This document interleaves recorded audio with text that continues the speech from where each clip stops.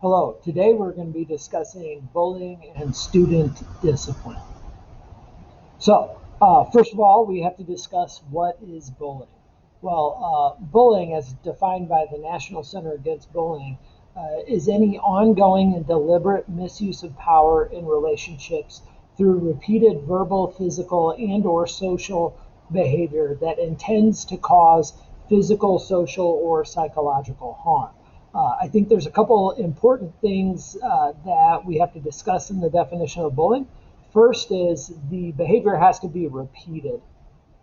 One incident isn't necessarily bullying. Generally speaking, there has to be more than one incident for it to be considered bullying. This is going to be important later when we talk about how we deal with bullying. Because documentation becomes very important. If you're going to prove that something is bullying, you're going to have to show documentation that it has been repeated over time. It also can be verbal, physical, or social. It's not just kind of your standard uh, definition of bullying that people tend to think of, which is physical. It can be name calling, rumors, teasing, any kind of verbal thing like that. It can be physical, so biting, punching, kicking, or social behavior. It can be group exclusion, which is something that I think a lot of people don't think about. And then the next thing we have to talk about in the definition is that the intent has to be to cause physical, social, or psychological harm. So if the action that's repeated over time wasn't intended to cause physical or social or psychological harm, it's not bullying. So if, you know, Tommy happens to be the last pick for the kickball team every time.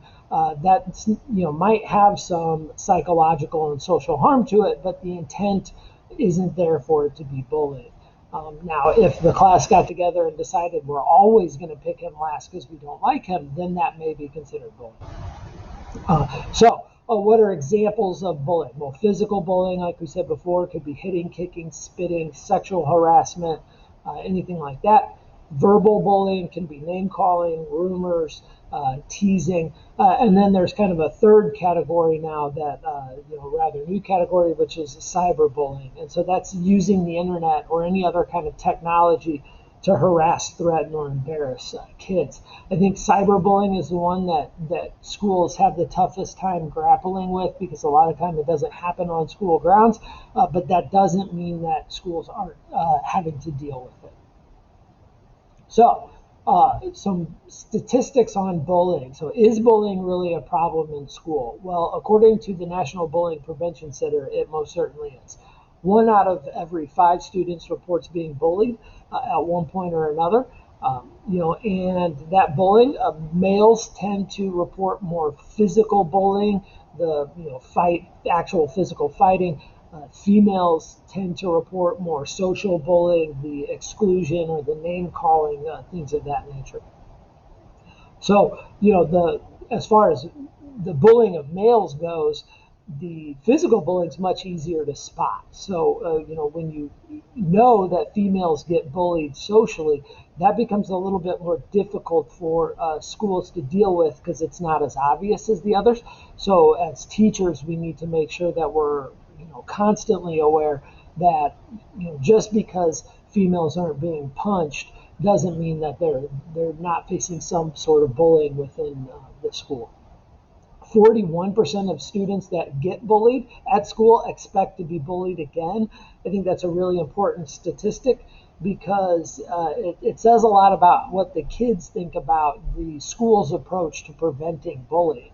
If kids that get picked on think that they're going to get picked on again, that's an indication that schools aren't doing enough to actually stop bullying. It also, I think, is telling about what the students think of the school environment. If you have a trusting, warm, open school environment, students shouldn't feel that 41% of students shouldn't feel as if they might get bullied again. So, more females report being bullied at school than males. 24% of females report being bullied at school, where 17% of males report being bullied at school. That probably has something to do with the type of bullying. It's easier to get away with social bullying within schools, as it's easier to get away with that than physical bullying within schools. So, it's again, the indication there is that we have to be, particularly careful in how we deal with female bullying in schools. So we do know that school bullying prevention programs can decrease bullying by up to 25%. That should be pretty encouraging. That's a significant number. And we also know that the bullying within schools typically isn't racial. Not that there's not racial bullying, of course there is, but we see that whites and blacks have similar rates of bullying, whereas Hispanics and Asian actually have less bullying. So, the rates of bullying among racial groups are actually pretty similar. When we're looking at bullying, however, sexual orientation does tend to have a greater effect on who's being bullied. So, the sexual orientation tends to increase the rates of bullying. So, what are the effects of bullying within school? Well, we know that kids that get bullied have an increased risk for depression, anxiety, lower academic achievement, and higher dropout rates. Kids that get bullied, constantly are going to feel like people don't like them, which will create a lower sense of self-esteem, give them greater social anxiety. We know, because a lot of this bullying is happening within schools, that it's going to create a view of schools that isn't positive, which we know there's all kinds of studies out there that show us that when kids don't have a positive view of their schools, academic achievement is lowered. And so, academic achievement becomes less when kids get bullied, and dropout rates increase. But we know that kids that are bullied tend to have greater mental health and behavior issues as well. They'll tend to act out a little bit more, and like I said earlier, have a lower sense of self-esteem and self-worth. So, what is it that Illinois requires schools do about bullying? So, the Illinois statutes on bullying require that schools should not allow bullying while in school, on school property, on the buses or at bus stops, while at school-sponsored events, or through technology. There's a couple of points that we need to address there. Clearly, we shouldn't allow school bullying while within a school or on school property.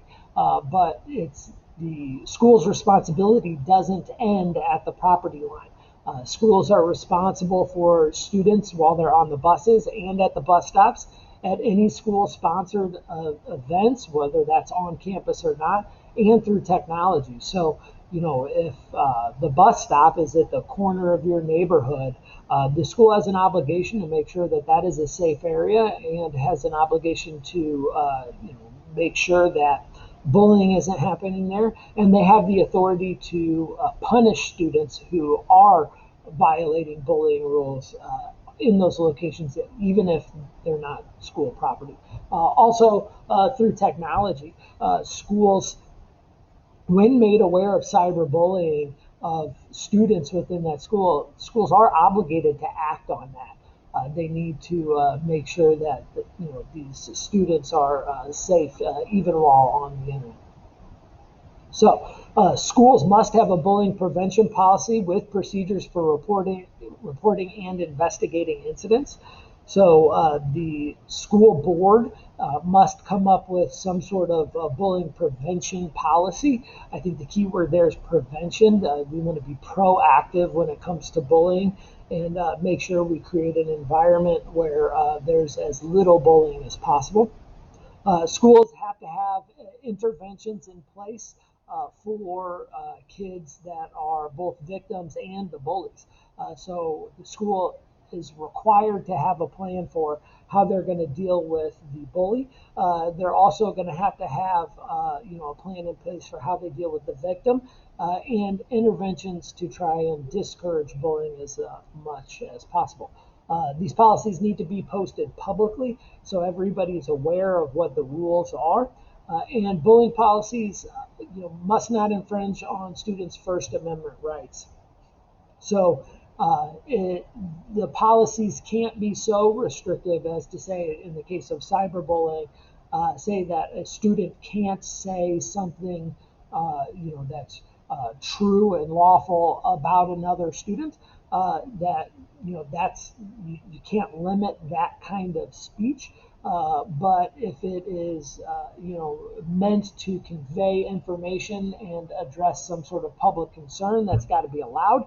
But if it crosses that line into bullying, then it has to be addressed. So the school rules have to really kind of walk that fine line between allowing First Amendment rights and making sure that people don't cross that line into to bullying.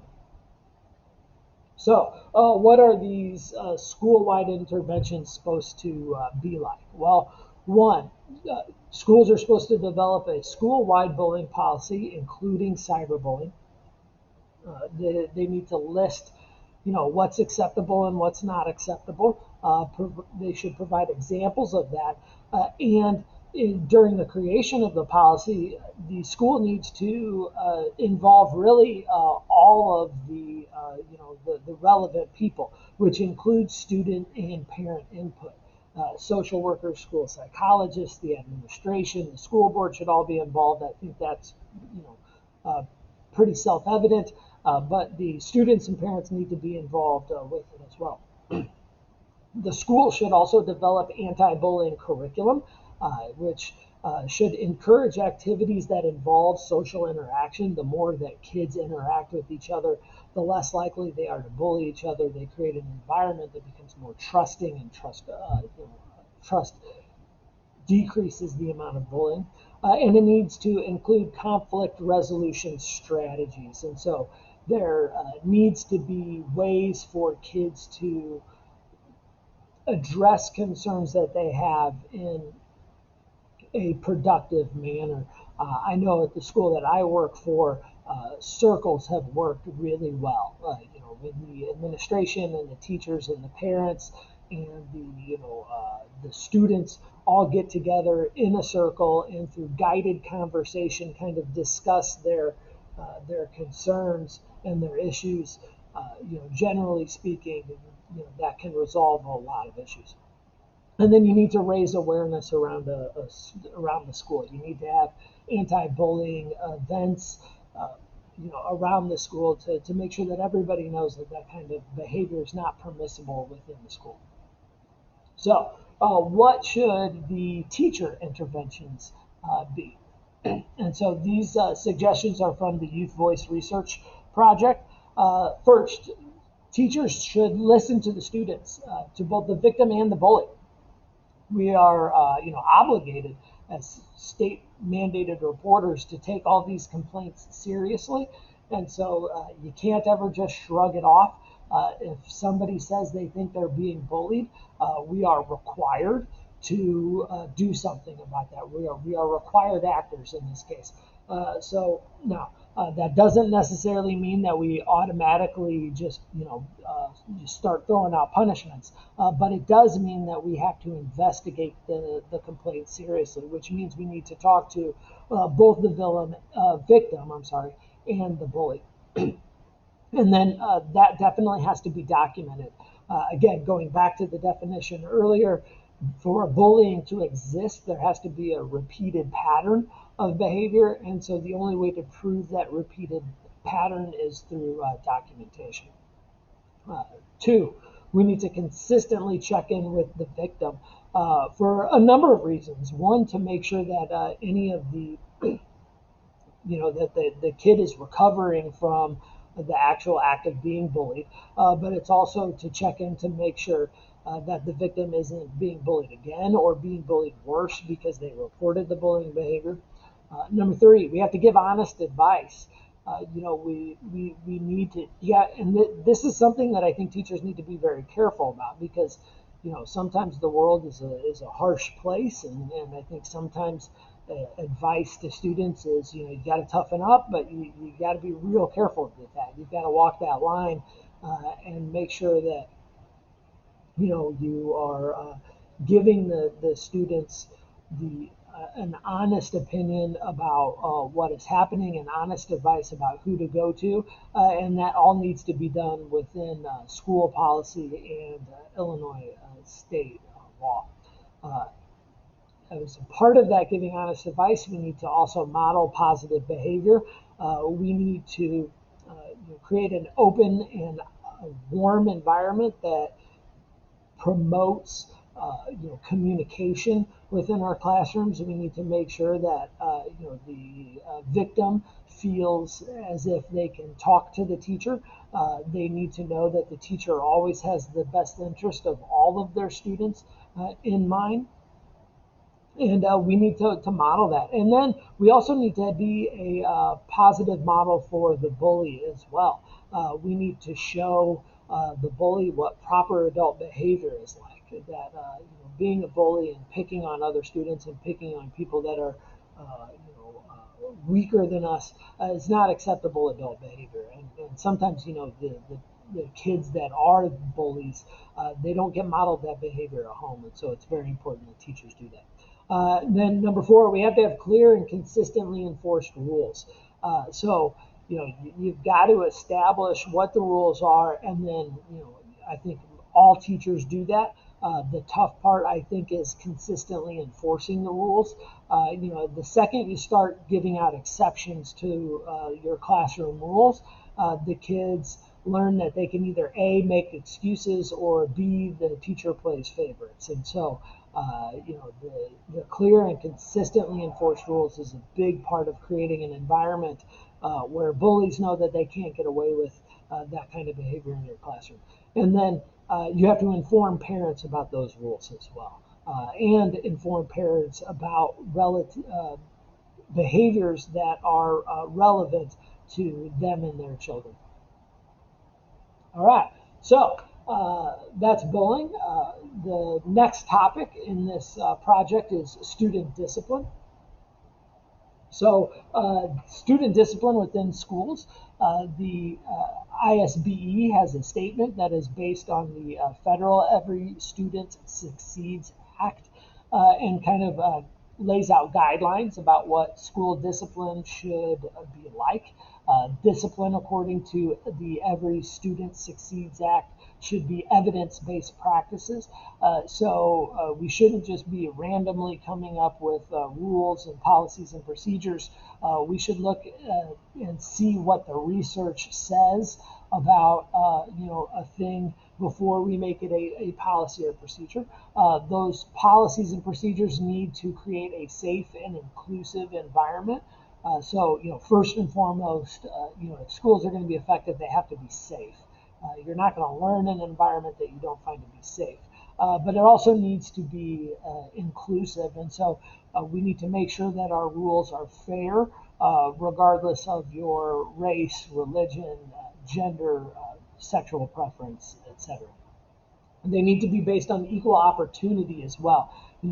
Every student, regardless of their background, whether it's racial or economic, needs to have the same opportunity to be successful in school, and the rules and school discipline needs to mirror that. And then this discipline needs to rule in, and factor in, I should say, social and emotional learning. We can't just punish kids and expect them to learn why that behavior was bad and why they shouldn't do it again.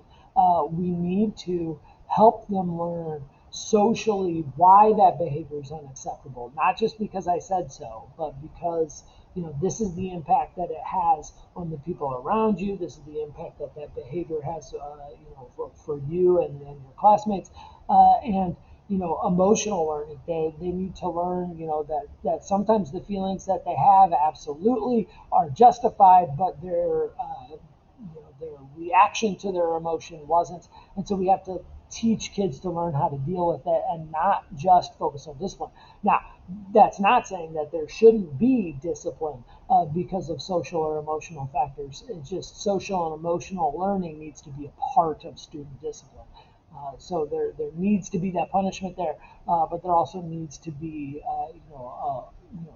some sort of accommodation made for learning why that behavior is socially unacceptable and learning how to deal with those emotional reactions.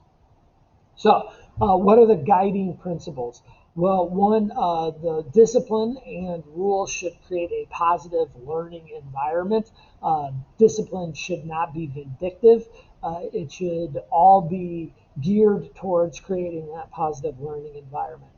It needs to be evidence-based. We need to know that what we're doing to correct behavior within schools is proven to be effective, and we need to provide tiered supports to that. So, every reaction can't be just to get the kid out of class. We know there's all kinds of research that when you remove a kid from class, recovering from that academically is very, very difficult. And so our response can't just be to remove students. We need to have tiered supports there, whether it's proximity to a student who's behaving poorly, contacting parents, and then removing a kid out into the hall for maybe 15 minutes, and then the next step maybe sending them to the AP, but escalation. So we keep the kid in the class as much as possible. Provide regular training to all staff. I think, we are lifelong learners in education, and, best practices are evolving as things change. And so teachers need to be made aware of that. We need to collaborate with all stakeholders. And so that means when we're coming up with rules and disciplinary procedures, we need to discuss these issues with mental health providers, with law enforcement, with child welfare advocates, with the social worker, with the school psychiatrist, and with the students and their parents. They should be able to have a say in what happens as well. Now, that doesn't mean we hand over the process to these people, but we have to listen to them. And then the next guiding principle is we need to reduce inappropriate referrals to law enforcement. That doesn't mean we don't involve law enforcement. Certainly, working in high schools in particular, sometimes that's absolutely necessary, and most major high schools have student resource officers on campus to help with that. But when we inappropriately refer kids to law enforcement, several things happen. One, it's more time where that kid's not in class, and that has a negative impact on academic achievement. But something else happens too. The student starts to believe that the school is set up against them. And there's all types of research that indicates that when a student believes that the school doesn't like them, doesn't care about them, or is out to get them, they're less likely to engage in school, which means lower academic achievement, higher dropout rates, and that's not the kind of environment that we as educators want to create. And so, involving law enforcement and law enforcement officers in certain instances is unavoidable, but it really needs to be one of those last case situations. So rules and punishments need to be clear, appropriate, and consistent. The expectations for behavior need to be clear, appropriate, and consistent. So the kids need to know what's expected of them. I think every teacher has talked to students, throughout the course of their career about discipline, and gotten the response from students that like, oh man, the first day of school, I really thought you were a tough teacher, but I really appreciate how organized your class is, and I always know how to behave. But that, that teacher next door, I had her too, and she, 1 minute, we could talk in class and everything was fine, and then the next minute she was screaming at us, and we never knew how to behave.